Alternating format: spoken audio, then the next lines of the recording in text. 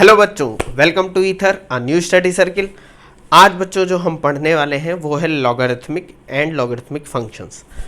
अब बच्चों देखो, इससे पहले हम लोगों ने एक्सपोनेंट के बारे में पढ़ा था और इंडिसेस के बारे में। वो लेक्चर आप जाके देख लेना, ये उसी का कंटिन्यूएशन है।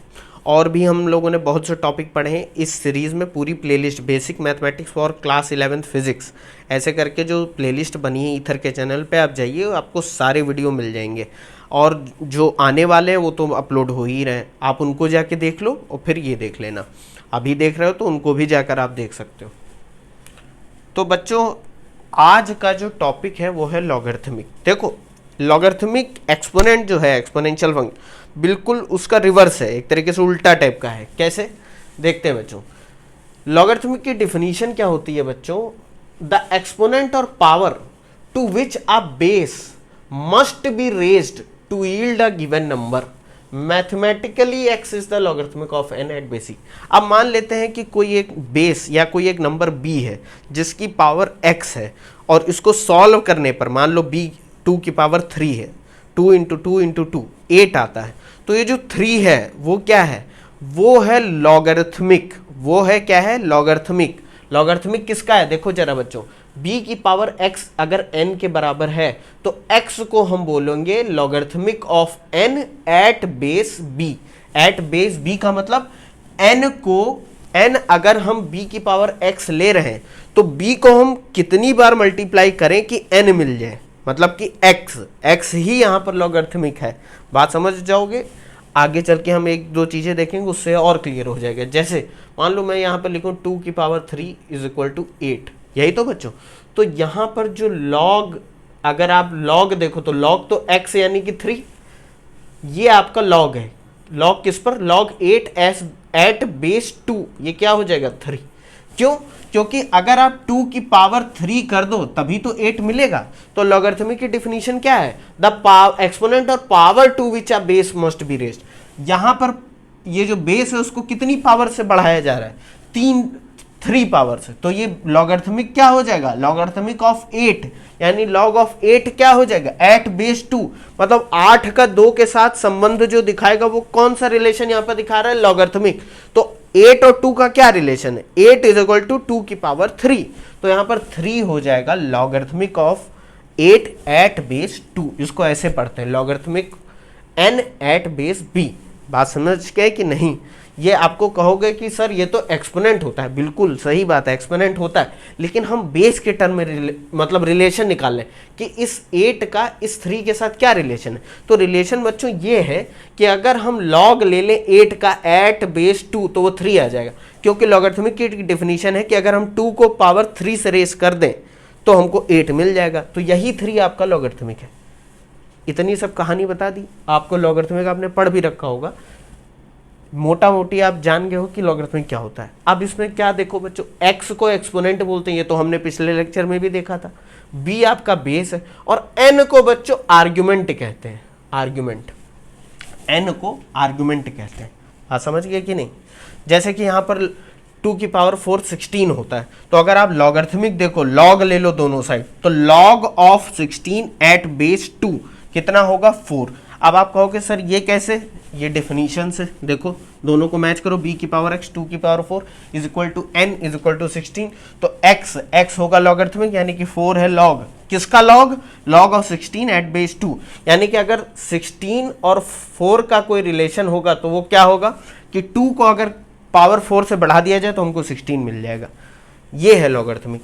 अब बच्चों एक चीज और ध्यान रखो, जैसे कि y इज इक्वल टू ई की पावर x का हमने प्लॉट देखा था, वैसे y is equal to log x यानी लॉगरिथमिक फंक्शन। बेस यहाँ पर e ले लेते हैं क्योंकि e एक आपका नेचुरल लॉगरिथमिक है। ठीक है बच्चों, नेचुरल लॉगरिथमिक क्या होता है वो भी आगे चल के देख लेंगे।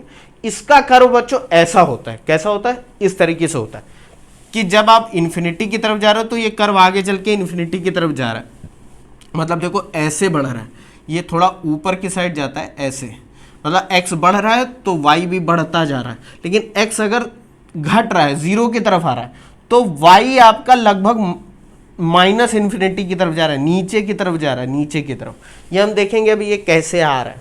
ठीक है बच्चों, ये देख लो। एक बार, उसके बाद आगे बढ़ते हैं। बच्चों लॉगरिथमिक बहुत इंटरेस्टिंग चीज़ है, क्योंकि ये मोटा मोटी तो हमने पढ़ रखा है, लेकिन इसका यूज़ क्या होता है वो जब तक नहीं जानोगे तब तक इंटरेस्टिंग नहीं लगेगा। देखते हैं बच्चों क्या है इसका यूज़। देखो बच्चों, यूजेस ऑफ लॉगरिथमिक ये समझ जाओ तो बहुत मजा आएगी लॉग को समझने में।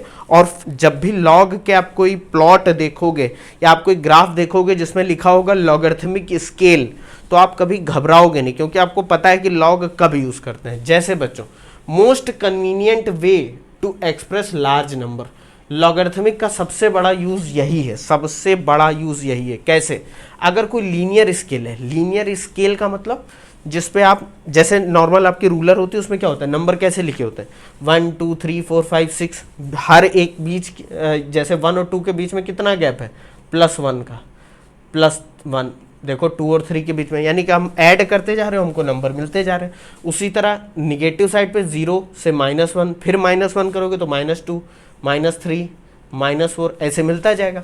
अब इस स्केल की एक बुराई है, अगर आप कोई एक प्लॉट इस तरीके से बना रहे हो और मैं आपसे कहूं कि यहाँ पर मान लो कोई क्वांटिटी y है और कोई क्वांटिटी x है। अब मैं कहूँ 1 पे वैल्यू दिखाओ तो दिखा दोगे, 2 पे वैल्यू दिखाओ, 3 पे दिखाओ। अब मैं आप पे से कहूँ कि 1 और 2 को तो दिखाओ ही दिखाओ, x की वैल्यू 1 लाख पर भी वैल्यू दिखाओ y की कितनी होगी, तो ये क्या लाइन आप 1 लाख तक ड्रॉ करते जाओगे, 1 से लेके 1 लाख तक, आप समझ रहे हो। पता चला यहाँ से लेके, मतलब आप जहाँ से हो 100 किलोमीटर लंबी लाइन ड्रॉ कर रहे हो, ऐसा तो होगा नहीं आप। तो इसके लिए हम लोगों ने एक मेथड निकाला लॉगरिथमिक का। क्या निकाला बच्चों कि अनलेस मतलब instead of adding the number, मतलब कि हम 1 से 2 की तरफ जाएं, दूसरे नंबर की तरफ जाएं, हम ऐड ना करें, हम मल्टीप्लाई करें। जैसे कि ये लॉगरिथमिक स्केल है, ये लीनियर स्केल थी, ये लॉगरिथमिक स्केल है। यहां पर देखो बच्चों 1 से स्टार्ट होती है, 1 से स्टार्ट हो रही है, दूसरा नंबर 10 है, 1 से 10 की तरफ जब गए तो हमने मल्टीप्लाइड बाई 10 करा, और आगे बढ़े जब तीसरे नंबर पे तो फिर से 10 से मल्टीप्लाई कर दिया, तो देखो ये 100 आ गया। अब बच्चों देखो क्या हुआ, यहां से 1 से 2 की तरफ जब गए तो +1 करा तो एक ही नंबर आया, 2 से 3 की तरफ गए तब भी +1 करा। बीच में 2 और 3 के आप डिवीजन इतनी आसानी से कितने डिवीजन कर लोगे, मान लो 10 डिवीजन करोगे तो 2.123।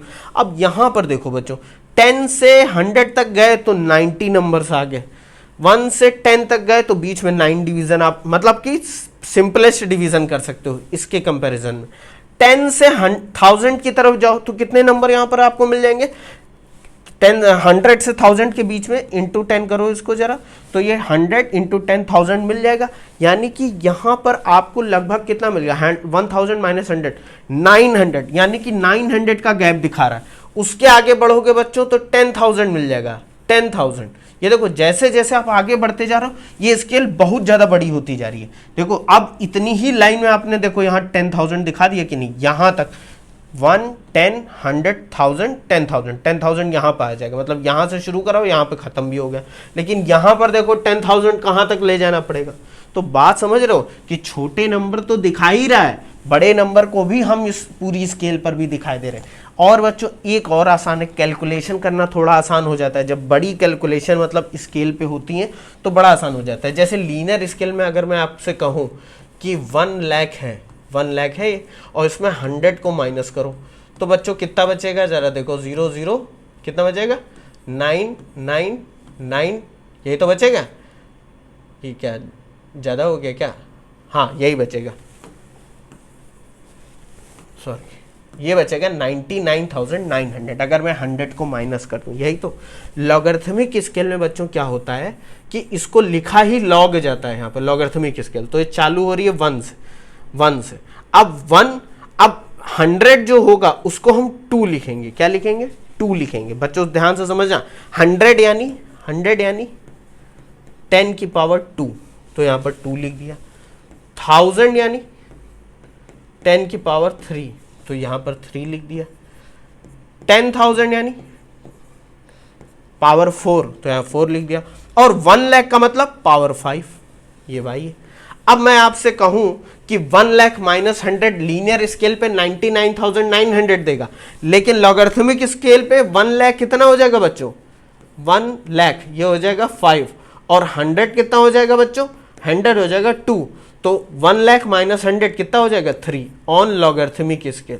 बात समझो, लॉगरिथमिक स्केल पे अगर दिखाना है तो 5 माइनस 2, ये जो डिफरेंस आपको दिख रहा है ये देखो ऐसे दिखा दिया, लेकिन लीनियर स्केल पे पता नहीं कितनी बड़ी स्केल होगी और ये डिफरेंस भी बहुत बड़ा हो जाएगा। बात समझे कि नहीं समझे? लॉगरिथमिक स्केल का ये बहुत बड़ा यूज है कि आप बहुत सारे नंबर बहुत छोटी जगह में लिख सकते हो। लिख इन द सेंस बहुत ज्यादा क्वांटिटी को एक प्लॉट पे कम ड्यूरेशन में कम टाइम में दिखा सकते हो। या हम ऐसे कह दें कि अगर हाँ, लॉगरिथमिक स्केल का क्या है बच्चों कि लीनियर स्केल में बहुत सारे नंबर अगर दिखाने हैं तो स्केल बहुत लंबी हो जाएगी। लॉगरिथमिक स्केल में ऐसा नहीं, बहुत सारे नंबर छोटी सी स्केल में भी दिखाए जा सकते हैं। ये एक बहुत बड़ा यूज है इसका, किसका? Logarithmic scale. बात समझ गए? तो एक तो यूज आपने ये देख लिया। दूसरा यूज क्या है बच्चों? ये बहुत इंटरेस्टिंग यूज है, ये आपको थोड़ा समझने में मैं हेल्प करूंगा, आप समझने की कोशिश करना, क्योंकि थोड़ा बहुत इसमें हमको सेल्स वेल्स में जाना पड़ेगा।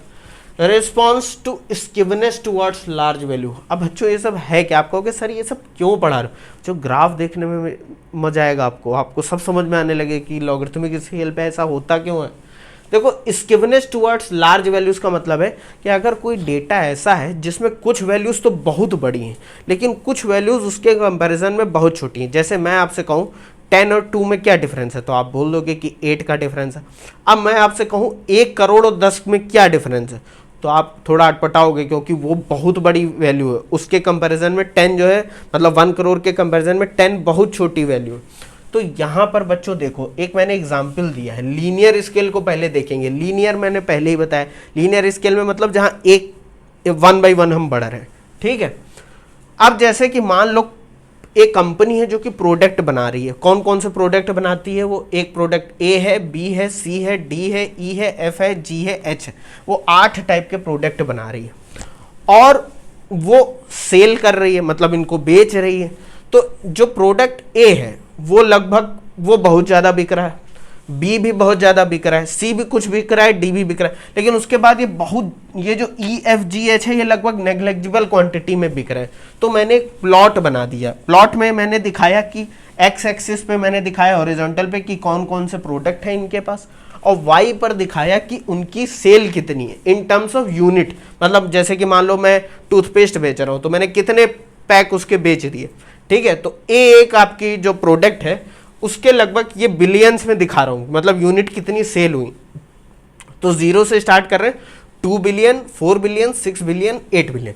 तो जो यूनिट 8 है वो कहीं 7 बिलियन, मतलब 7 और 8 के बीच में कहीं लाई कर रही है, यानी 6 और 8 के बीच में लाई कर रही है। उसकी सेल इतनी है, इतनी मतलब बहुत ज़्यादा सेल है, लगभग 8 बिलियन के करीब वो यूनिट हम बेच ले रहे हैं। इतना अच्छा वो प्रोडक्ट चल रहा है। प्रोडक्ट बी है वो भी कहीं ना कहीं 7.5 बिलियन यूनिट हम बेच दे रहे हैं। प्रोडक्ट सी है वो बहुत कम है, इसके कंपैरिजन ए और बी के कंपैरिजन में बहुत कम है। वो कहीं मतलब मान लो 0.5 बिलियन या उससे भी कम कुछ वैल्यू हो सकती है, 2 बिलियन 5 बिलियन से भी, मतलब 0.5 बिलियन से भी कम है। डी की वैल्यू और कम है। ई और एफ तो इतने कम है कि वो दिख ही नहीं रहे कि वो यूनिट सेल कितनी हुई है। मतलब अगर मैं आपसे कहूं कि इनकी एग्जैक्ट वैल्यू ग्राफ पर दिखाओ, मतलब exact value in the sense comparison दिखाओ कि कितना ज्यादा बिक रहा है, तो ये दिखा देगी। लेकिन एग्जैक्ट वैल्यू देखने को अगर कहूं तो ये समझ लो, जैसे मैंने एग्जाम्पल दिया, ये लगभग 8 बिलियन और यहाँ कुछ हो ही नहीं रही है, उसके कंपैरिजन में तो ये गायब होती जा रही है वैल्यू। मतलब अगर ये थोड़ा और कम हो जाए तो दिखेगा ही नहीं, और इवन हो सकता है दिखे भी ना, क्योंकि ये डेटा बहुत ज्यादा और ये डेटा बहुत कम है। तो अगर देखा जाए तो ये पूरा जो डेटा है वो ए और बी की तरफ झुक गया है। इसी को स्किवनेस बोलते हैं, मतलब ए और बी की तरफ ये एक तरफा हो गया है, ये सब नेग्लेक्ट हो गए।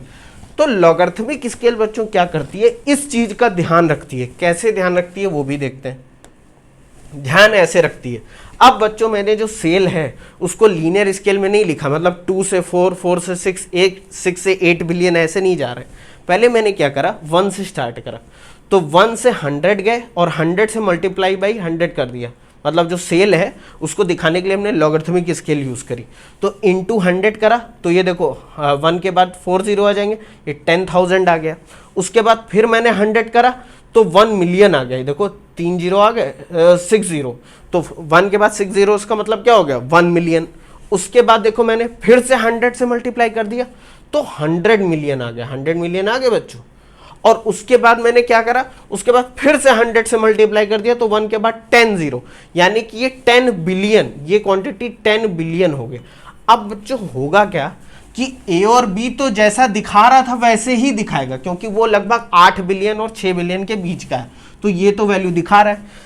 उसके बाद जो आपके प्रोडक्ट हैं C D E F G, वो कम बिक रहे हैं इसके कंपैरिजन में। तो भाई हमको वाई एक्सिस में ऐसे पॉइंट भी चाहिए जिनमें ये समा जाए। तो जब लीनियरली बढ़ रहा था 2 से 4, 4 से 6, 6 से 8, तो उसमें कहीं आ नहीं पा रहे थे। अब जैसे सी है, सी मान लो हमारा ये क्या बोलते हैं 100 मिलियन से कुछ कम सेल हो रही है, मतलब 1 बिलियन भी नहीं हो रहा, तो ये देखो ये 100 मिलियन वाली रेंज से नीचे आ गया। जो हमारा प्रोडक्ट डी है वो भी इससे छोटा है, लेकिन वो कहीं ना कहीं हो सकता है 1 मिलियन से ज़्यादा यूनिट सेल हो रही हो। देखो यहाँ पर जो डी है ये कहीं 2 बिलियन यानी 2000 मिलियन, यहाँ पर अगर मिलियन में डिवाइड करें तो 1 बिलियन में 1000 मिलियन होते हैं। तो 0 से 2 बिलियन में ये कुछ भी हो सकता है। तो मान लें हम इसकी 10 मिलियन कॉपी, मतलब ये 10 million number of unit cell हो रही हैं, तो ये कहीं ना कहीं 1 मिलियन से ऊपर है। तो देखो ये हमने दिखा दिया। ये ई देखो ये लगभग उतना ही सेल हो रहा है, वो भी दिखा दिया। एफ जी एच, अब देखो ये जो एफ और जी है ये हो सकता है 1 मिलियन से भी कम सेल हो रहा हो, तो 1 मिलियन और उससे नीचे ये सारे नंबर आ रहे हैं। एच एक ऐसा है जिसका 10,000 क्वांटिटी से ही कुछ ऊपर सेल हो पा रहा है, तो ये देखो मैंने ये भी दिखा दिया। यहाँ पर हो क्या रहा है बच्चों कि अगर मैं यहाँ से 100 से 200, 200 से 300, ये जैसे पहले करा था 2 बिलियन से 4 बिलियन, 4 बिलियन से 6 बिलियन, तो 2 बिलियन से नीचे इसकी जो क्वांटिटी है, मतलब जिनकी सेल सिर्फ 100, 200, 1000, 2000 या 1 मिलियन भी मान लो अगर सेल हो रही है, तो इस वाले ग्राफ पर तो वो एकदम छोटी छोटी हो जाएंगी। लेकिन यहाँ पर जो बड़ी क्वांटिटीज हैं वो तो वही रहेंगी, लेकिन छोटी क्वांटिटीज मैग्नीफाई हो जाएंगी। देखो बड़ी हो गई क्योंकि हमको वो पॉइंट मिल गए सारे जिनमें हम इसको दिखा सकते हैं। तो ये एक बहुत बड़ा मतलब रोल है लॉगरिथमिक का डेटा को मैग्नीफाई करने में। मैग्नीफाई यानी कि जो बड़ा है वो तो रहेगा ही वैसे ही, जो छोटा डेटा है उसको भी हम बड़ा कर सकते हैं, क्योंकि स्केल हमने अब ऐसी ले ली है मल्टीप्लाई में। अब लॉगरिथमिक स्केल में हमको इतने जीरो लिखने की जरूरत नहीं है, बस हम यहाँ लॉग में लिख देंगे और यहाँ पर 1 के आगे 10 जीरो है तो 10 लिख देंगे। यहाँ पर 8 है तो 8, यहाँ पर कितने हैं 6, यहाँ पर 4, यहाँ पर 2, यही तो लिखना पड़ेगा। सेल अभी भी बिलियंस में ही है, बस हमने लॉगरिथमिक स्केल यूज कर ली। बात समझ गए कि नहीं? ये लॉगरिथमिक स्केल का बहुत बड़ा यूज है।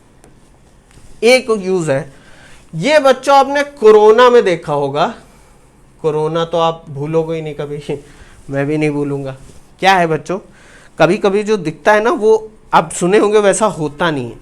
यहाँ पर वैसा ही हम देखेंगे कुछ कि मान लो तीसरा यूज क्या है, पहले तो ये देख लेते हैं। To show the percentage change और मल्टीप्लिकेटिव फैक्टर्स। अब आप कहोगे सर परसेंटेज चेंज तो लीनियर स्केल पे भी निकाल सकते हैं, तो लॉगरिथमिक का क्या यूज है, वही हम देखते हैं। अब हम फिर से वही सेल का एग्जाम्पल लेंगे। सेल या कहते हैं कोरोना केसेस, वो हम बाद में देखते हैं। सेल कोई एक कंपनी है, कोई एक प्रोडक्ट पर्टिकुलर बना रही है, उसकी 50 यूनिट, 100 यूनिट, 150 यूनिट, 200 यूनिट, यानी सब में 50-50 का डिफरेंस आ रहा है कि नहीं आ रहा है, ठीक है। उसकी सेल दिखा रही है इन टर्म्स ऑफ यूनिट कि मैंने कितनी यूनिट बेच दी पूरे 1 साल के लिए, यानी जनवरी से लेकर दिसंबर तक। तो ये देखो नीचे ये जो दे रखा है ये मंथ है, जनवरी, फेब, मार्च, अप्रैल, मई, जून, जुलाई, अगस्त, सितंबर, अक्टूबर, नवंबर, दिसंबर, जनवरी, फरवरी। ये अच्छा आगे वाले ये नेक्स्ट ईयर के होंगे तो इनको हटा देते हैं, अभी सिर्फ दिसंबर तक देखो। अब देखो बच्चों जरा ध्यान से, दिसंबर तक का मतलब लगभग 120 था, ठीक है। जनवरी से फरवरी, जनवरी में उस कंपनी ने 10 यूनिट सेल करी, मतलब 10 यूनिट बेची। फरवरी में 10 यूनिट और बेच दी तो 20 हो गया, मार्च में 30 यूनिट, 40 यूनिट, अप्रैल में, ऐसे कर करके वो दिसंबर तक 120 यूनिट बेच देता है।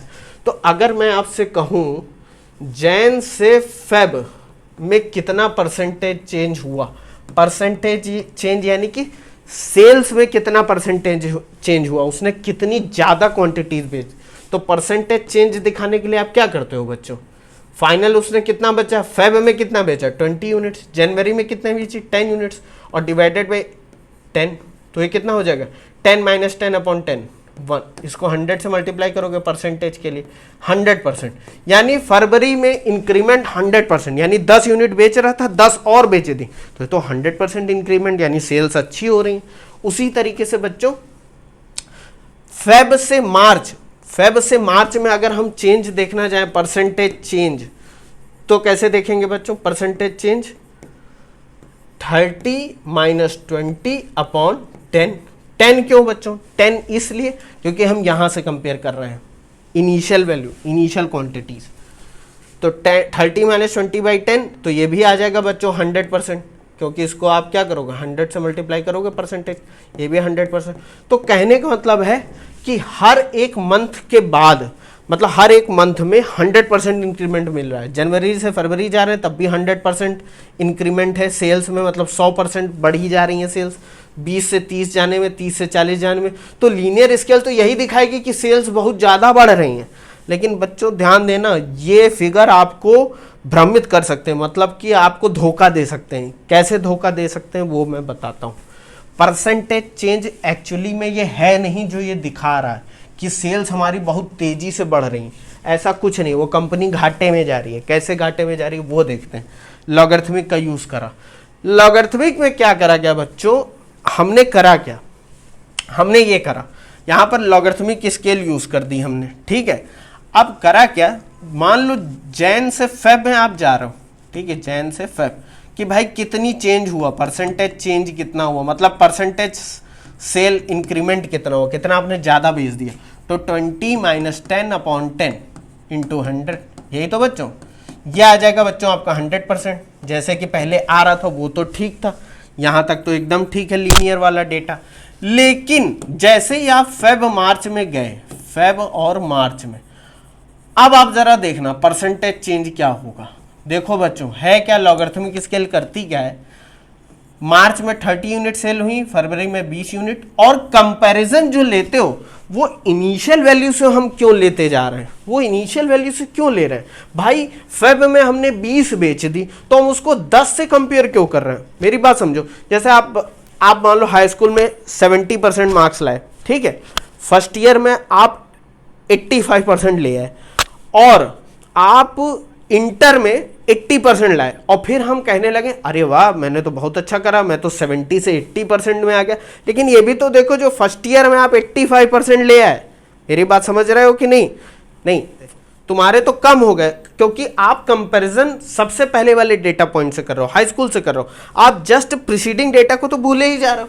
यहां पर भी वही है कि कंपैरिजन हम 10 से क्यों कर रहे हैं? हम तो अगर मार्च की सेल्स को देख रहे हैं कि कितना बढ़ी, तो हम उसको फेब की सेल्स से देखेंगे ना। तो 30 माइनस 20 अपॉन में 20, ये कितना आ जाएगा बच्चों? इंटू 100, परसेंटेज में निकालना है हमको, ये हो जाएगा 50%। निकाल के देख लेना। यानी कि पहले महीने में 100% सेल का इंक्रीमेंट हुआ, लेकिन दूसरे महीने में इतना ज़्यादा सेल नहीं, वो 50% हो गई। उसी तरह तीसरे महीने में देखते हैं, यानी कि मार्च अप्रैल में देखते हैं, मार्च और अप्रैल में देखते हैं। बच्चों मार्च अप्रैल में क्या है? अप्रैल में कितनी सेल है? 40 है। तो 40 माइनस मार्च में 30 अपॉन 30 इंटू 100, ये कितना आ जाएगा बच्चों? 10 अपॉन 30, ये हो जाएगा 1/3, 33.33%। यानी कि देखो सेल परसेंटेज फिर कम होगा। तो 100%, 50%, 33.3%, और ये कम होता जा रहा है। यानी कि हमारी सेल एक्चुअली में बढ़ नहीं रही है, वो हमको दिख रहा है, परसेंटेज चेंज तो कम होता जा रहा है। किसी महीने में हमने 20 यूनिट सेल कर दी, दूसरे महीने में हमने 30 यूनिट सेल कर, तो परसेंटेज चेंज तो कम हुआ ना। हमको ये डेटा जो लीनियर डेटा है वो भ्रमित कर रहा है। क्यों? क्योंकि यहाँ पर जो पॉइंट है वो इंक्रीमेंट में दिए, 10 से 20, 20 से 30, 30 से 40, ऐसा नहीं है। आप अगर इसको लॉगरिथमिक स्केल करो कि मतलब 10 to 100, 10 मल्टीप्लाइड बाई 10, यही तो लॉगरिथमिक स्केल है। 100 मल्टीप्लाइड बाई 10 तो 1000। तो उस स्केल पे आपको डेटा पॉइंट ऐसे दिखेंगे, ये कि आपका जो परसेंटेज चेंज है सेल का यूनिट वो कम होता जा रहा है। यानी कि आपकी कंपनी में कहीं ना कहीं लोचा है, उसको देखना पड़ेगा आपको। बात समझ गए? और यही बच्चों कोरोना के साथ हो रहा था। बहुत लोग डर के मारे हार्ट अटैक, छाती पकड़ के मरे जा रहे थे। क्यों मरे जा रहे थे?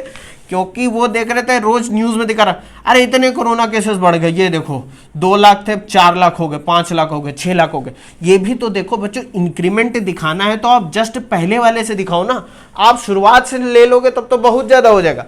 तो कोरोना केसेस जो एक्चुअली लीनियर स्केल पे ऐसे दिखा रहा था, लेकिन एक्चुअली में वो जो परसेंटेज इंक्रीमेंट था वो ऐसा था, मतलब कि वो धीरे धीरे कंपैरिजन टू पहले वाले मंथ में, पहले वाले दिन से, एक दिन पहले से वो कम होते जा रहे थे। बात समझना मेरी, ये लॉग का बहुत अच्छा यूज़ है। ये बच्चों तीनों यूजेस ये जो हम लोगों ने देखे हैं, ये आप ध्यान में रखना। मैं ये नहीं कह रहा हूँ कि आप इसको रटो बैठ के, ये बहुत इंटरेस्टिंग चीज़ है। बात समझ गए? एक बार आप इसको समझ गए हो तो हम जो मुद्दे पे आ जाते हैं। ये तो मैंने थोड़ा इंटरेस्टिंग आपको लॉग लगे कि ये सब पढ़ क्यों रहे हैं आप, मतलब आप सोचो कि क्या स्पेलिंग जोड़ रहे हैं हम लोग लॉग LOG, ठीक है। अब देखो बच्चों, लॉग में बेसिस होता है। बेस मैंने बताया क्या होता है, जो बहुत कॉमन बेसिस जो यूज होते हैं वो कौन से हैं। एक तो बेस ई है जो यूलर ने डिफाइन करा था, लास्ट वाले लेक्चर में जाके देख लेना। और एक बेस 10 है। अगर लॉग बेस 10 पे डिफाइन होता है तो उसको कॉमन लॉगरिथमिक बोलते हैं। जैसे कि मान लो कोई नंबर x है तो लॉग x अगर बेस 10 पे है तो उसको कॉमन लॉगरिथमिक बोलेंगे, उसको ऐसे रिप्रेजेंट करते हैं। अगर बेस ई पर डिफाइन है तो उसको नेचुरल लॉगरिथमिक बोलते हैं, और उसको बच्चों ऐसे डिफाइन करा जाता है लॉग x एट बेस ई, या इसको कहीं कहीं पर आप ln x, यानी कि natural logarithmic of x। Natural logarithmic का मतलब ही हो गया बेस ई हो गया। बात समझ में आई कि नहीं? अब एक चीज ये ध्यान रखना कि अगर कोई फंक्शन या अगर कोई लॉग है तो उसको आप एक्सपोनेंट में चेंज कर सकते हो एंटी लॉग लेके। एंटी लॉग क्या होता है वो सब मैं अभी बाद में बता दूंगा, यहाँ पर समझो। जैसे b की power x is equal to n है, जैसे मैंने एग्जाम्पल में बताया था। अगर आप लॉग ले लो तो x आपका लॉगरिथमिक हो जाएगा। देखो करना कुछ नहीं होता है, x को ऐसे ही लिख दो, b को उधर ले जाओ लॉग के साथ, तो देखो ये क्या हो जाएगा, x is equal to log n at base b। अगर मैं इसका एंटी लॉग ले लूं, टेकिंग एंटी लॉग, तो ये फिर से ये पूरा एक्सप्रेशन किस में कन्वर्ट हो जाएगा, इसमें b की power x is equal to n। अब बच्चों एक चीज ध्यान रखना, आपके मैं समझ के लिए बताए दे रहा हूं कि जैसे अगर ऐसे लिखा हो n is equal to x is equal to log n at base b, तो अगर आपको इसको एंटी लॉग लेना है तो b को बस इधर लिए जो, किधर, यहां से वहां, और x पावर में कर दो, तो n हो जाएगा b की पावर x। ये देखो n हो जाएगा b की, बस कुछ नहीं, उधर ले जाना है, ऐसे ऐसे खिसका देना है, x की पावर में चला जाएगा। बात समझ गए नहीं? b की पावर में x आ जाएगा। ये बच्चों आप देख लो एक बार, उसके बाद आगे बढ़ते हैं।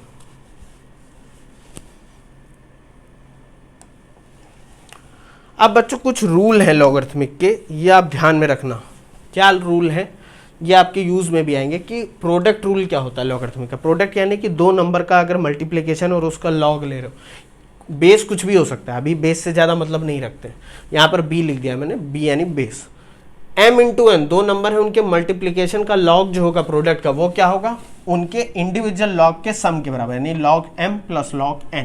उसी तरह log m divided by n क्या होगा, m अपॉन n, वो हो जाएगा log m minus log n।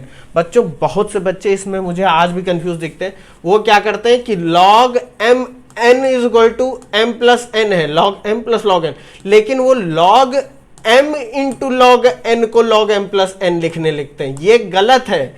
Bracket में देखो यहाँ पर है m इंटू n। उसी तरह डिवीजन में भी वो यही करते हैं कि वो log m upon log n लिखा होगा तो उसको log m minus log n लिख देंगे, वो गलत है ना बच्चों। ब्रैकेट है, देखो यहाँ पर ब्रैकेट है, ये अलग फंक्शन ही हो गया, यहाँ ब्रैकेट में m अपॉन n लिखा है। ये चीज बच्चों ध्यान रखना, ऐसी गलतियां मत करना, मूर्ख कहलाओगे। मूर्ख के अंदाज, तुम अब फिजिक्स पढ़ रहे हो तो ये सब गलतियां तुमसे नहीं होनी चाहिए, होती हैं तो कोई बड़ी बात। एक्सपोनेंशियल रूल, एक्सपोनेंशियल रूल क्या कहता है कि log m to the power n, n आ जाएगा आपका पीछे, कहां पर पीछे, log के पीछे, हो जाएगा n log m। ये बहुत यूज होने वाले हैं तीनों आप, ठीक है। log m की पावर n क्या होगा, n log m। बात समझ गई कि नहीं? चेंज ऑफ बेस रूल, ये भी बच्चों ध्यान में रखना कि अगर आपको बेस चेंज करना हो, मान लो कोई एक नंबर m है जो कि बेस a पर है और आपको इसको बेस b पर लाना है, यानी कि बेस आपका b हो जाए, log m बेस b पे, तो करना क्या है, करना कुछ नहीं है, इसको log b बेस a से डिवाइड कर दो, यानी जो नया वाला बेस है उसको a पर log लेके इस नंबर से डिवाइड कर दो। log m at base e a upon log b at base a is equal to log m at base b, यानी कि ये जो b बेस है अगर आपको इसको लाना है तो आपको करना कुछ नहीं होगा, इस वैल्यू से डिवाइड करना हो। इसको चेंज ऑफ बेस रूल बोलते हैं, क्योंकि देखो यहाँ बेस चेंज हो गया, यहाँ बेस a है, यहाँ बेस b है। बात समझ गए कि नहीं? उसी तरीके से बेस स्विच रूल क्या होता है? बेस स्विच रूल यानी कि चेंज, रोल चेंज हो जा रहे हैं। log a at base b is equal to क्या होता है? 1 upon log b at base a, यानी कि जो आर्ग्यूमेंट था वो बेस बन गया, जो बेस था वो आर्ग्यूमेंट। बात समझे? इसको देख लो एक बार, ये नोट कर लो क्योंकि ये इंपॉर्टेंट है आपके लिए। हाँ तो बच्चों अब देखते हैं लॉग टेबल का यूज़ करना। मतलब अगर हमें किसी नंबर का लॉग निकालना है तो हम लॉग टेबल से कैसे निकाल सकते हैं। देखो बच्चों, बुक्स के पीछे लॉग टेबल दी रखी होती है, उनका यूज़ कैसे करा जाता है वो हम देखने वाले हैं। आप कैलकुलेटर से डायरेक्ट भी बता सकते हो, लेकिन एटलीस्ट पता होना चाहिए कि टेबल कैसे यूज़ करते हैं, क्योंकि कैलकुलेटर अलाउड नहीं होता तो कभी कभी लॉग टेबल भी दे दिए जाते हैं। तो एटलीस्ट पता कर लो कि कैसे यूज़ कर। बहुत सिंपल है, बेसिक मैथमेटिक्स है और कुछ नहीं है। अब देखो बच्चों, जैसे कि मैंने यहाँ एक एग्जाम्पल देके बताया है, एक नंबर है आपका 19.27, इसका मुझे लॉग निकालना है बेस 10 पे। अब देखो जो लॉग टेबल है वो बेस 10 पर ही डिफाइन है, तो हम बेस 10 पे 19.27 का लॉग निकालेंगे। लेकिन उससे पहले दो चीज़ें जान लेते हैं, एक होता है कैरेक्टरिस्टिक और एक होता है मेंटीसा पार्ट। ये होते क्या है बच्चों, ये देख लेते हैं। जो जैसे ये नंबर लिखा है 19.27, ठीक है, तो इसमें बच्चों हमको दो चीज़ें देखनी है। कैरेक्टरिस्टिक पार्ट, जो आपका आंसर आएगा उसमें दो पार्ट भी होंगे, कैरेक्टरिस्टिक पार्ट और मेंटीसा पार्ट। कैरेक्टरिस्टिक पार्ट बच्चों होता है non decimal part, non decimal part यानी कि डेसिमल से पहले वाली डिजिट्स। और मेंटीसा क्या होता है बच्चों? मेंटीसा होता है बच्चों डेसिमल पार्ट, यानी कि डेसिमल के बाद वाली डिजिट्स। बात समझे आप? अब बच्चों पहले देख लेते हैं कि हम कैरेक्टरिस्टिक कैसे पता करेंगे। मेंटीसा हम टेबल से पता करते हैं। तो कैरेक्टरिस्टिक के लिए बच्चों बस दो नियम है। अगर आपका पहले तो ये देखना है कि नंबर ग्रेटर देन 1 है कि नहीं। अब ये नंबर तो ग्रेटर देन 1 है क्योंकि 19.27 है। अगर नंबर ग्रेटर देन 1 है तो आपका जो कैरेक्टरिस्टिक होगा, इसको मैं बच्चों सीपी से लिखे दे रहा हूँ, कैरेक्टरिस्टिक पार्ट जो होगा बच्चों वो पॉजिटिव होगा। और कितना होगा वो भी देख लेते हैं। वो होगा number of non decimal digits -1। मतलब कि आप ओरिजिनल नंबर देखो जिसका आपको लॉग निकालना है, और उसमें number of non decimal digits देखो कितनी है। यहाँ पर 1 और 9 2 है, देखो डेसिमल से पहले की। तो यहाँ पर कितना हो जाएगा कैरेक्टरिस्टिक पार्ट? 2 - 1 यानी कि 1। ये तो आपको पता है। और ये पॉजिटिव होगा क्योंकि ये पूरी डिजिट क्या है, 1 से ज़्यादा है। अब दूसरा केस क्या है कि अगर नंबर आपका लेस देन 1 हो तब सीपी की वैल्यू यानी कैरेक्टरिस्टिक पार्ट क्या होगा। उस केस में बच्चों ध्यान रखना, ये वैल्यू हमेशा जो होगी, ये वैल्यू जो होगी हमेशा सीपी की वो नेगेटिव होगी। पहली चीज़ तो ये ध्यान में रखना है। और होगी कितनी? वो होगी बच्चों number of zeros after decimal, number of zeros after decimal. जैसे एग्जाम्पल के तौर पे, जैसे मान लो 0.01927 लिखा हुआ है। अब इसमें कैरेक्टरिस्टिक हमको पता करना है, तो ये तो पता है कि वो नेगेटिव होगा। और इस केस में कितना होगा? पॉइंट के बाद जीरोस देखो कितने हैं, पॉइंट के बाद एक जीरो है, तो यहाँ पर क्या होगा? -1। ये आपका सीपी हो जाएगा। सीपी यानी कैरेक्टरिस्टिक पार्ट। अब मेंटीसा कैसे निकालेंगे वो हम टेबल से निकालेंगे, वो मैं बताऊंगा आपको कैसे निकालना है और क्या यूज़ करना।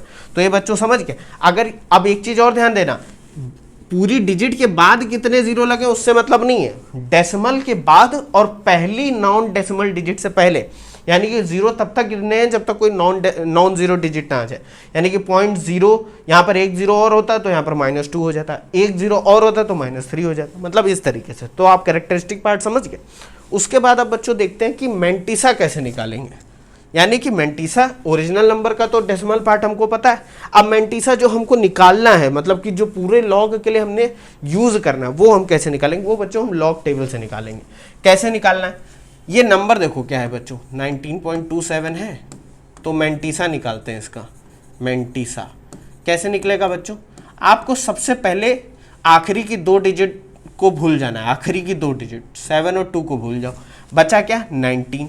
तो सबसे पहले पूरे टेबल में, अभी मैं टेबल समझा दूंगा, 19th रो ढूंढूं, 19th रो ढूंढनी है। अब पहले ये टेबल देखो, लॉग टेबल कैसा होता है बच्चों। लॉग टेबल आपने देखा भी होगा, उसमें पहला कॉलम होता है, यहाँ पर कुछ नहीं लिखा होता है, ये नंबर्स होते हैं सारे, और यहाँ पर बच्चों 0 से 9 तक ये नंबर्स लिखे होते हैं, 0 1 2 3 4 अप टू 9, और इन रोज में बहुत सारे नंबर होते हैं। उसी तरह एक और टेबल होती है साइड में, मीन डिफरेंस टेबल, इसमें 1 से 9 तक के नंबर लिखे होते हैं और उनके नीचे कॉलम्स में बहुत सारे नंबर लिखे होते हैं। अब आपको करना क्या है, 19th रो खोजनी है, तो यहाँ पहले वाले कॉलम में 19, ये जो यहाँ पर कुछ नहीं लिखा है, इस वाले कॉलम में 19th रो देखो, तो ये देखो 19 है बच्चों, ये 19 है। अब जो डिजिट छोड़ रखी तो उसमें सबसे पहली वाली डिजिट कौन सी, 2, 19th रो एंड 2 है, तो सेकेंड कॉलम, सेकेंड कॉलम बच्चों कौन सा होगा, 0 1 2, ये वाला सेकेंड कॉलम, तो 19th रो और सेकेंड कॉलम में नीचे आओगे 19th रो तक, तो आपको एक नंबर मिल जाएगा 2833, इसको आप लिख लो 2833। अब बच्चों क्या करना है, 19th रो तो हमेशा वही रहेगी, ठीक है, क्योंकि 19 है।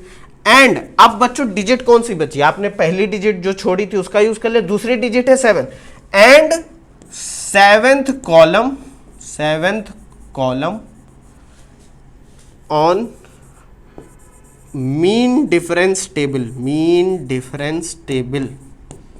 अब बच्चों क्या करना है, देखो बहुत उसी रो में आगे बढ़ते जाना है, कहां पर, 7th कॉलम देखना है मीन डिफरेंस टेबल में, यानी 1 2 3 4 5 6 7 है, इसको नीचे आओ 19th रो तक आ जाओ, ये है 19th रो, आगे बढ़ जाओ, ये नंबर मिल गया 16, अगर आपको दिख रहा हो तो ठीक है, यहाँ पर 16 लिखा हुआ, इसको लिख लो बच्चों 16। अब क्या करो, ये जो पहले आपको वैल्यू मिली है और इसको ऐड कर दो, तो 283316, इसको ऐड कर दिया, कितना हुआ 2849।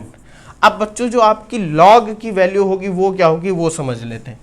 लॉग की जो वैल्यू होगी वो ये होगी बच्चों, मैं यहां लिखे दे रहा हूं 19.27। सबसे पहले आपने जो कैरेक्टरिस्टिक निकाला था उसको लिख लो, वो कितना था बच्चों 1, क्यों 1, देखो यहां पर 1 निकाला था हमने, number of non decimal digits -1, तो यहां पर नॉन डेसिमल डिजिट्स 2 है, 1 और 9 दो नंबर हैं, तो -1 1 हो गया। पॉइंट लगा दो, जो आपने मैंटीसा पार्ट निकाला है 2849, उसको लिख दो 2849, ये आपका बच्चों आंसर है। देखो बच्चों यहाँ पर अभी आपको स्टेप देखनी पड़ रही है, इसलिए आपको लग रहा होगा अरे ये तो बहुत कठिन है। कठिन कुछ नहीं है बच्चों, आप नंबर देखते ही बता दोगे। जैसे मान लो यहाँ पर लिखा है 23.47, इसका आपको निकालना है, तो करना कुछ नहीं है, पहले पॉइंट से पहले वाली डिजिट पता करनी है, वो कितनी होंगी, number of digit on the non decimal part 2 और 3, नंबर ऑफ डिजिट 2 है, उसमें एक घटा दो 1, तो हो जाएगा 1, पॉइंट लगा दो। उसके बाद 23rd रो पे जाओ, 23rd रो ये है, उसमें 4th कॉलम पे सबसे पहले जाओ, तो 4th कॉलम क्या है बच्चों, ये वाला 3692, और फिर 7th कॉलम में जाओ मीन डिफरेंस टेबल में, तो 7th column mean difference table 13, तो ये जो वैल्यू आ गई 3692 और 13, इनको जोड़ दो, यहां पर लिख दे रहा हूं मैं 3692, और ये क्या वैल्यू आई 13, उसको जोड़ो तो कितना हो जाएगा 3 और 2 5 9 1 10, ये 13705, ये आंसर हो जाएगा 1.3705। बहुत सिंपल है बच्चों, ये आप आराम से निकाल सकते हो, ठीक है। और 1 से अगर छोटा है तो भी आप निकाल सकते हो, कैरेक्टरिस्टिक नेगेटिव हो जाएगा, और टेबल आपको वैसे ही देखनी है, ठीक है बच्चों। आगे बढ़ते हैं, इसको एक बार देख लीजिए आप। अब बच्चों बात करते हैं एंटी लॉग की, जैसे मैंने पहले भी बताया था, एंटी लॉग होता क्या पहले वो देख लेते हैं। If x is the logarithmic of a number y at base b, then we can say that y is the antilog of x to the base b। कहना क्या चाह रहा है ये देखते हैं। अगर x log y base b है, मतलब कि अगर y का आप log ले रहे हो at base b और x आ रहा है, तो एंटी लॉग क्या होगा, anti log at anti log at base b of x होगा वाई। बिल्कुल दोनों ये उल्टे हो जाते हैं। जैसे कि log y at base b x होगा तो log anti log x at base b क्या हो जाएगा, वाई हो जाएगा। सिंपल सा है। मैंने क्या बोला था, लॉग को एंटी लॉग ले लोगे तो फिर से वो एक्सपोनेंट में कन्वर्ट हो जाएगा। वही बात है यहाँ, y is equal to b की पावर x होगा तो anti log x base b क्या होगा, वो एक तरीके से एक्सपोनेंट में कन्वर्ट हो रहा है। बात समझ गए कि नहीं। अब एक चीज और देख लेते हैं, एंटी लॉग की भी टेबल होती है बच्चों, वो भी मैं बता दूंगा, वो भी बहुत सिंपल है। कैसे देखते हैं एंटी लॉग कि बेस 10 को e में कन्वर्ट करना है। जैसे मैंने बताया कि बेस e आपको नहीं पता चलेगा तो उसको कन्वर्ट कैसे करेंगे। आप log y एट बेस 10 यानी कि कोई नंबर y है उसका log 10 बेस पे पता है, यानी कि आपको कॉमन लॉगरिथमिक पता है, नेचुरल लॉग पता करना, तो उस नंबर को 2.303 से मल्टीप्लाई कर देना है और आपको log y at base e मिल जाएगा। क्यों ऐसा करते हैं, क्योंकि log 10 की वैल्यू बेस e पर 2.303 होती है और हमने चेंज ऑफ बेस रूल पढ़ रखा है। क्या पढ़ रखा है कि अगर कोई log m at base a है उसको log m at base b में कन्वर्ट करना है, तो कुछ नहीं करना है, इस log m at base a को log b at base a से डिवाइड कर देना है। तो log m base a is equal to log b at base a into log m at base b, यही तो है, यहाँ पर वही करा गया। बात समझ गए कि नहीं। अब एंटी लॉग देख लेते हैं बच्चों, एक बार इसको आप देख लीजिए। एंटी लॉग टेबल का यूज करना बच्चों, एंटी लॉग टेबल से भी निकाल सकते हो, डायरेक्ट भी निकाल सकते हो। जैसे मान लो मैं कह दूं कि एंटी लॉग 2.6452 निकालो, ये हमेशा बेस 10 पे ही होता है, तो आप एक तो डायरेक्ट मेथड है, डायरेक्ट मेथड में कैसे निकाल सकते हो, वो आप अपने आप निकाल भी नहीं पाओगे, कैलकुलेटर यूज करना पड़ेगा। 10 की पावर ले लो 6452, यही तो है, एक्सपोनेंट ले लिया, वही तो एंटी लॉग होता है। ये आंसर जो होगा वो आपका एंटी लॉग होगा। एक तो ये तरीका, दूसरा जो आप यूज कर सकते हो वो है एंटी लॉग का टेबल यूज करना। ये भी बहुत आसान है। कैसे आसान है, पहले तो हमको कैरेक्टरिस्टिक पार्ट यहां पर भी पता करना है, कैरेक्टरिस्टिक। तो उसके लिए बच्चों कैरेक्टरिस्टिक पार्ट, उसके लिए बच्चों क्या करना है, हमको देखना है नॉन डेसिमल डिजिट +1, मतलब जो नॉन डेसिमल डिजिट है, यहां number of non decimal digit की बात नहीं हो रही, यहां एक्चुअल डिजिट की बात हो रही है। तो यहां पर कितना है, अब कैरेक्टरिस्टिक पार्ट वो नहीं है, यहां पर बस एक चीज समझना, कैरेक्टरिस्टिक पार्ट हम नहीं निकाल रहे, हम प्लेस निकाल रहे हैं, place of decimal point, place of decimal point. बहुत सिंपल है, क्या करना है, नॉन डेसिमल डिजिट देखनी है ओरिजिनल नंबर में। ओरिजिनल नंबर हमारा 2.6452 है, तो हम क्या करेंगे, नॉन डेसिमल डिजिट क्या है, पॉइंट से पहले वाली, यानी कि 2 + 1 ये हो जाएगा 3। एक तो इसको ध्यान में रखो, इसको किनारे कर दो। अब क्या करना है, मैंटीसा पार्ट कैसे निकालना है वो देखते हैं। मैंटीसा, उसके लिए बच्चों बस करना क्या है, आप पॉइंट के बाद वाले डिजिट देखो। हमको एंटी लॉग टेबल यूज करने के लिए यहां पर पॉइंट के पहले वाली डिजिट छोड़ देनी पड़ती है, तो 0.6452 को देखो। अब यहां पर टेबल देखो, ये टेबल भी बिल्कुल सेम लॉग टेबल की तरह है, 0 से 9 और मीन डिफरेंस 1 से 9 और पहला कॉलम जहां पे नंबर आपके लिखे हुए हैं। तो जितने नंबर तक आपको वैल्यू मिल सकती है आप उतने वैल्यू तक एंटी लॉग में उस रो पर जाओ। तो देखो यहां पर 0.64 लिखा हुआ है, तो हमको 0.64 की वैल्यू मिल जाएगी। तो 0.64 रो और उसके बाद क्या है 5, तो 5th column and 5th column and second column on mean difference table, यानी कि ये वाला। तो देखो 0.64 रो ये दिख रहा है बच्चों कि नहीं दिख रहा है, और इसमें 5th कॉलम कौन सा है बच्चों, जरा यहां पर देखते हैं। 5th कॉलम है ये, इसमें ये वाली रो तक नीचे आ जाओ, नीचे आओ। ये मिल गया बच्चों 4416, तो इसको लिख लो 4416 plus and second column on mean difference table. अब इसी रो में मीन डिफरेंस टेबल में चले जाओ, उसमें सेकेंड कॉलम ये है, इसमें नीचे आते जाओ, ये डिजिट मिल गई वो है 2, इसमें 2 ऐड कर दो बच्चों, तो कितना बचा 4418, ये आ गया आपका। अब आप कहोगे कि सर इसका क्या काम है, जो कैरेक्टरिस्टिक पार्ट निकाला इसका काम है डेसिमल डिजिट को पता करना। डेसिमल डिजिट कैसे पता करेंगे बच्चों, 3 आया तो जो आपका आंसर होगा वो क्या होगा, जो आपने ये मेंटिसा पार्ट मतलब कि ये जो 4418 निकाला है इसमें 3 डिजिट के बाद डेसिमल लगा दो, तो एंटी लॉग 2.6452 क्या हो जाएगा बच्चों, ये हो जाएगा 441, क्योंकि 123.8 ये आपका आंसर हो एंटी लॉग।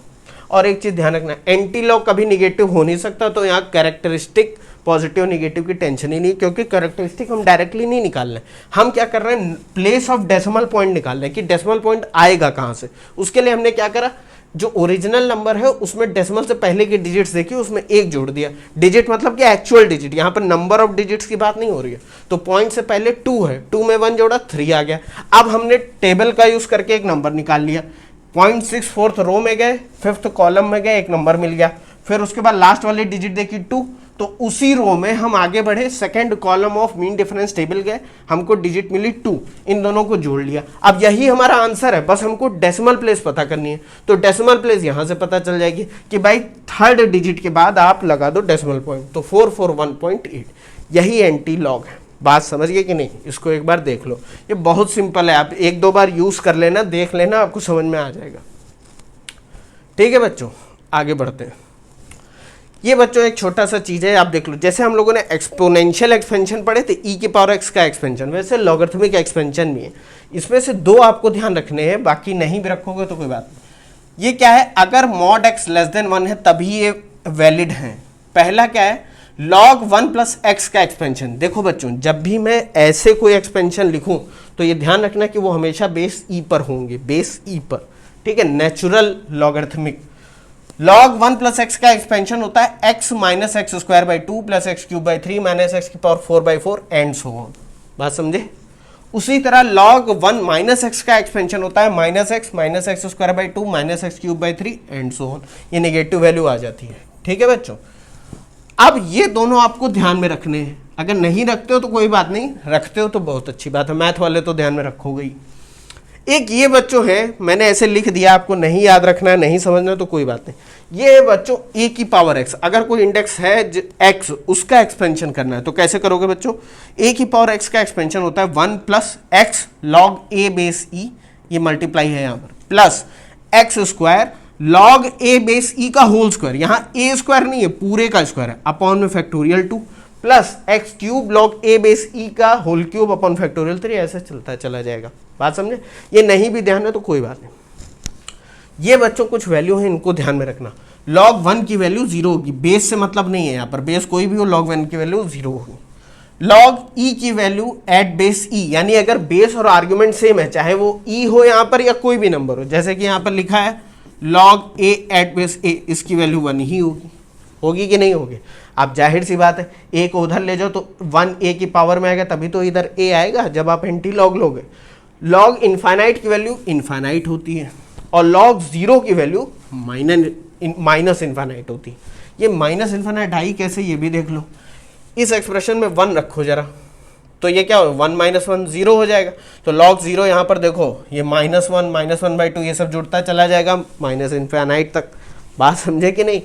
और एक चीज, आप इसका जरा आपको कर्व याद हो तो आपने देखा होगा, मैंने कर्व ऐसे बनाया था इस तरीके से, ये 0 पे माइनस का y जा रहा है इन्फिनिटी तक जा रहा है, इसीलिए log 0 की वैल्यू माइनस इनफाइनाइट।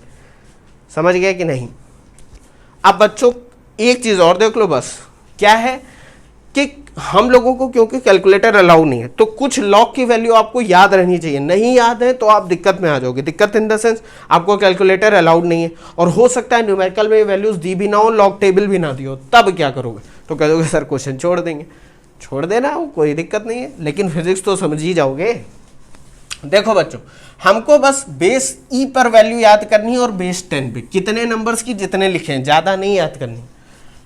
ln2 यानी कि नेचुरल log 2 बेस ई पर 0.693 होता है, log 3 1.098 होता है, log 5 1.609 होता है, log 10 2.303 होता है। ये मैंने बताया भी था, log 10 एट बेस ई कितना होता है 2.303। उसी तरह बेस 10 पे क्या होता है, log 2 at base 10 0.301, log 3 at base 10 0.477, log 5 at base 10 0.698 और log 10 at base 10 क्या होगा 1, क्योंकि देखो दोनों बेस और आर्ग्यूमेंट सेम है तो 1 आ जाएगा। देखो यहाँ पर आ रहा है, ये आप नोट कर लो, नहीं भी नोट कर रहे हो तो मैंने सब लिख दिया है, अगर नोट करते हो तो बड़ी अच्छी बात है। ठीक है बच्चों, तो बच्चों हम लोगों ने लॉग के बारे में बहुत कुछ पढ़ लिया, इसलिए पढ़ लिया क्योंकि लॉग एक ऐसा मतलब फंक्शन है जो आपको परेशान कर सकता है। अगर समझ में नहीं आया तो आपको रटना पड़ेगा, और मेरा ऐसा मानना है कि जो चीज़ रटोगे वो ज़्यादा देर तक याद नहीं रहेगी। इससे अच्छा क्या है कि हम एक बार टाइम देके समझ लें। ठीक है बच्चों, थैंक यू, मिलते हैं नेक्स्ट वीडियो में।